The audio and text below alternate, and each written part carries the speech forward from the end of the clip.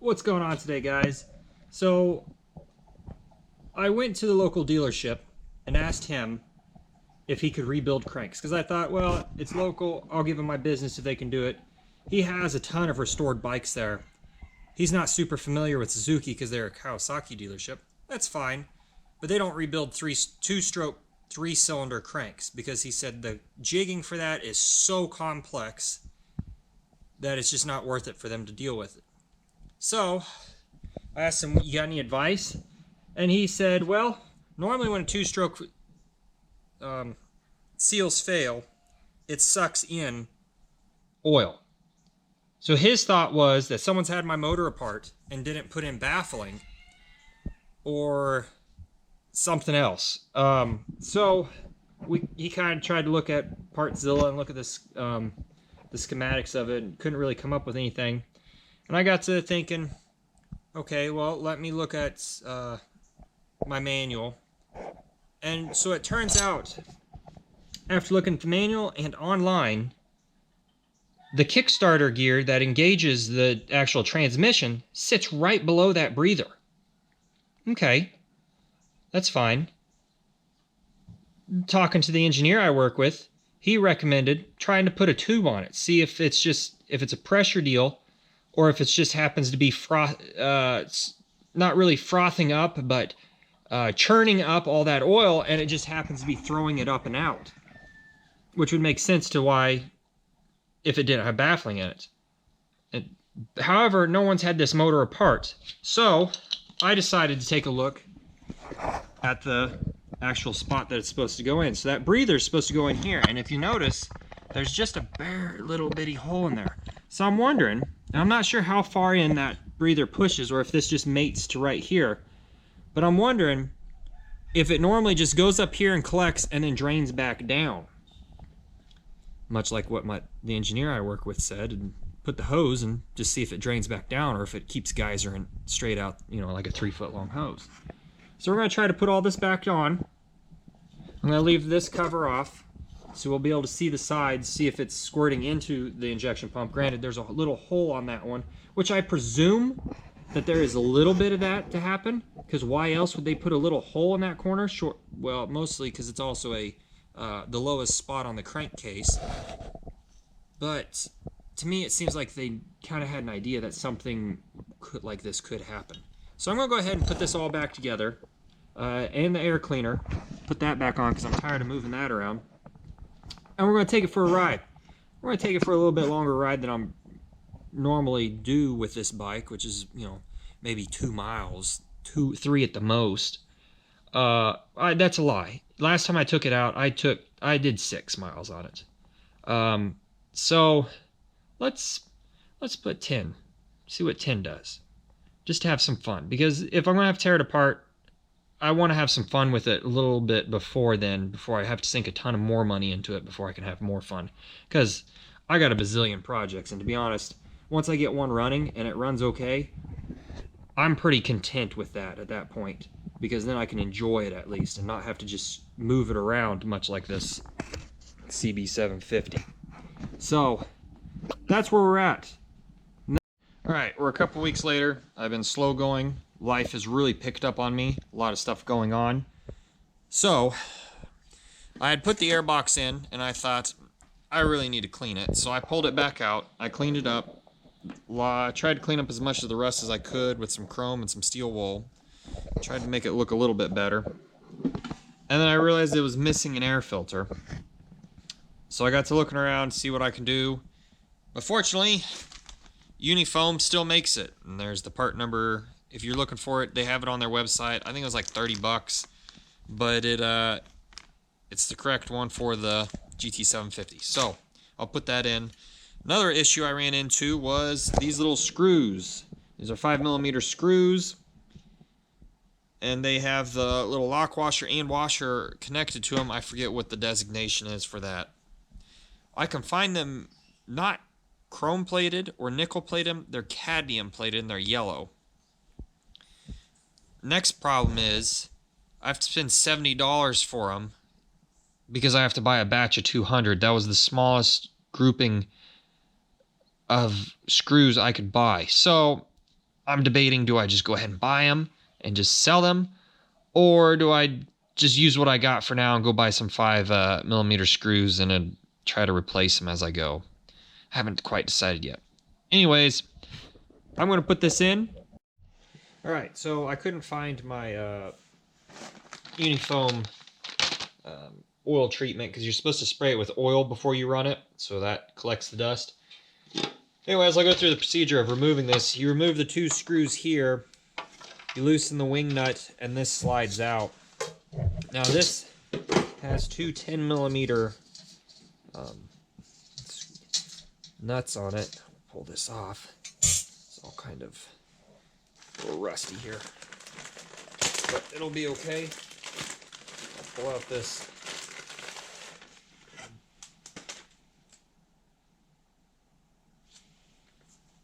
I'll have to see if I can find my service kit. If I can't find it, look at that. It even comes with holes already in it. I was expecting to have to poke those. I didn't realize it would have holes. So, go ahead and put this on here. This wire mesh. See if we can get it to poke through. Ah, come on now. I feel where it's at, but I won't. It's a little off. A little off to the right and left. There we go. 1 down. 2 down. Put this cover back on. Now, before I run it again, I need to oil it. But I'm going to go ahead and put the cover on since that area won't be sucking oil through, or it won't be sucking debris through where the cover pushes onto it. So essentially I'll just oil what the only part that'll be running air through it. Okay, so we got that together. We will snug it up here, get some of this dirt off. I tried looking for my service kit. I may have to buy a new one. It's been a couple years. Last time I used it was on the little 200 I got that I plan to make another video on, since last time I took it out I wrecked pretty quickly and laid it over. Okay, now that's set up. Now we got a good clean running bike. Hopefully we will. Alright, so I'll go ahead and start putting the air housing back in. I'm going to leave this all off. Actually, you can service it from the driver's side, so that's pretty good. So the easiest way to install this, since I've installed it once and taken it out once, is to come in from the right side of the bike and come in that way. At least that's the easiest way I've found. You have to be careful, these wires hanging up back here. Kind of have to push those out of the way. But I'll get started here. A note on these Unifoam filters, they always run a little bit. Ooh, that wasn't good. Okay, we don't want to lose that. The bike will run a little leaner just because sometimes that filter material that used to be on the bikes runs a little bit harder to suck air through, the paper material. Make sure that's all tucked up in there and I'm not grabbing any wires and pulling anything. I found that out on my CL200. I've had to upjet that bike. I think factory jets were like 85 or 72, something in there, and I think it's upjetted to 115 or 112 right now, and that it runs pretty good now. But it didn't for a while. It was very ran very lean. I always had to have the choke on. Got some of that air out. There we go. Pushed on. That's probably the easiest time I've put that on. Now, new trick. Find the screw holes. The air filter seems to take mostly just 10mm hardware. Socket size, I should say. Okay, those holes are kind of lined up. Let me throw a bolt in here on top.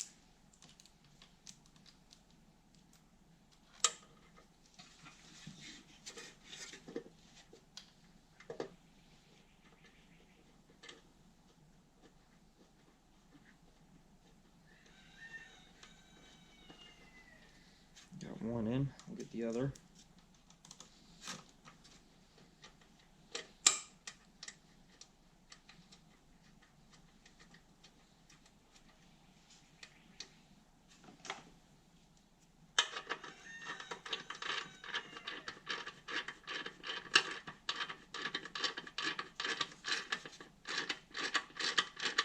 To support the rubber boots that the carburetors will sit on as well. Let's make sure they are all good. I don't want any hoses sitting out there. Looks like they're all sealed pretty well. Alright, we'll continue on tightening it all up. I actually might loosen it and try to shove it forward here. Nope, nope, can't do that. Alright.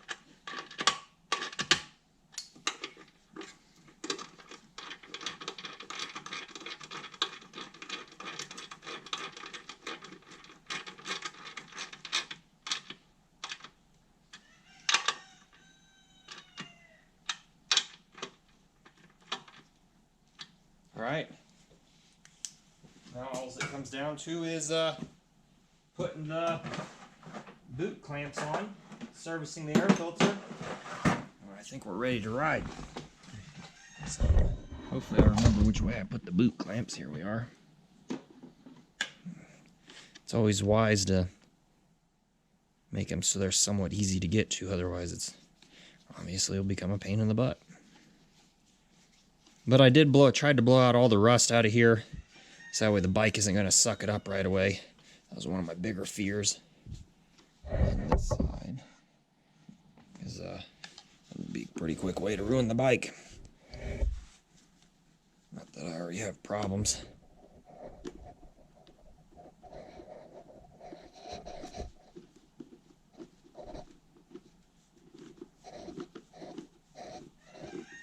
Again, remember to use, I think these are JCIS or JICS, Japanese screws. They have a different cut on the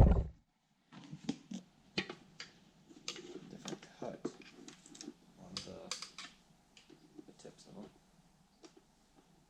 This side's set up.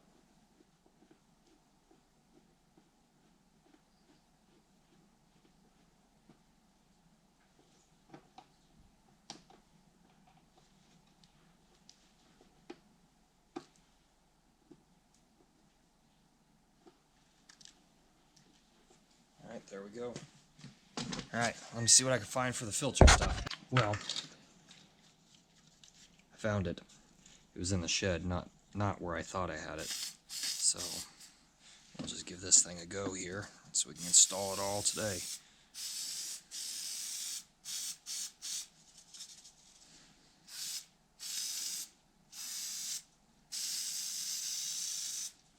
Let's see if we can make that look a little nicer there. There we go. Perfect. I don't know what this is. Spider web or something. Continue on.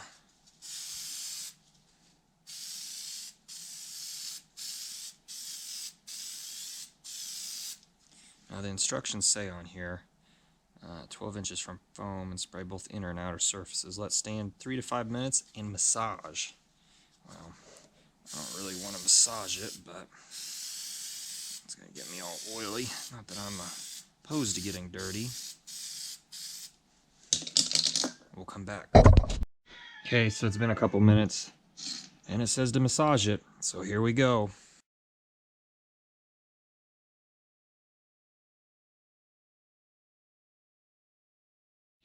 Alright, well, we got that going. So now we gotta give it another coat. I don't know why that's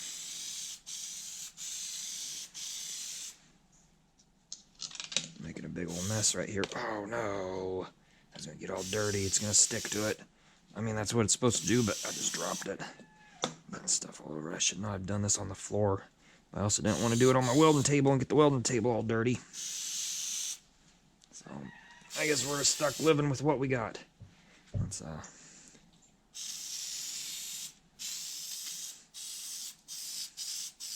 think I'm gonna have to get some more of this here later. Alright, so, we got it all oiled. See if I can manipulate the camera without getting it all oily. We will, how did this go? like this. Slip it all in. There are 2 locks on the back side back there. I think it's in. And snug this down. And we'll be fully filtered. Fresh air, as one could say.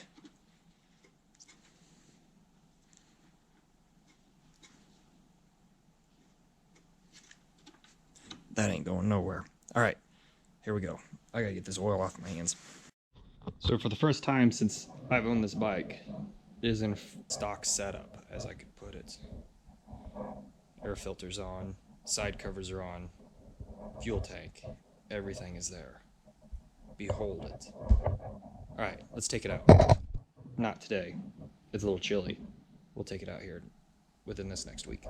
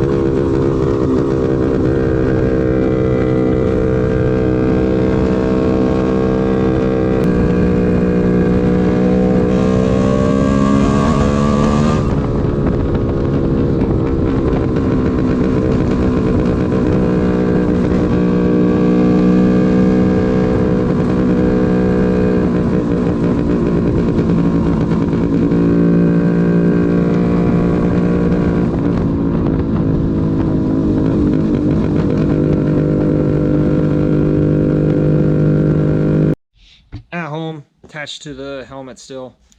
Just parked it. We are oiling everything up. So that's a super bummer. Huge bummer. Like I said before, I'm hoping I can maybe pull one of these sides off. The guy at the dealership thought maybe this side would be the one of these 2 sides. He was leaning more towards this side. Maybe I could pull either the stator or the starter out and just replace that seal, and maybe that would be the seal that would be bad. He was thinking that 2 of the seals didn't go out, it was just the outer one that did. So I guess we'll see. All right, thanks for watching.